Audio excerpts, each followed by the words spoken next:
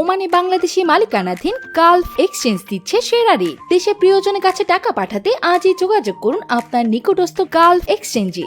Gulf exchange, বাংলাদেশিদের প্রিয় exchange. বৈষম্য বিরোধী ছাত্র আন্দোলনে সংহতি প্রকাশ করে সংযুক্ত আরব আমিরাতে বিক্ষোভ করে শাস্তি পাওয়া 57 জন প্রবাসী বাংলাদেশিকে ক্ষমা করেছে দেশটির সরকার। এদের মধ্যে 12 জন চট্টগ্রাম বিমানবন্দরে পৌঁছেছেন এবং হজরত শাহজালাল আন্তর্জাতিক বিমানবন্দরে একজন অবতরণ করেন। শনিবার 27 সেপ্টেম্বর রাত 10টায় তারা দেশে এসে পৌঁছান। এ সময় স্বজনদের কাছে পেয়ে আবেগে আপ্লুত হয়ে পড়েন তারা। ক্ষমা পেয়ে দেশে ফিরতে পেরে কৃতজ্ঞতা জানান অন্তর্বর্তী সরকারের প্রতি। বিষয়টি নিশ্চিত করেছেন শাহ আমানত আন্তর্জাতিক বিমানবন্দরের জনসংযোগ কর্মকর্তা ইব্রাহিম খলিল। সম্প্রতি অন্তর্বর্তী সরকার প্রধান শান্তিতে নোবেলজয়ী ডক্টর মোহাম্মদ ইউনুসের আহ্বানে কারাবন্দী 57 বাংলাদেশিকে ক্ষমা করে দেয় দেশটির সরকার।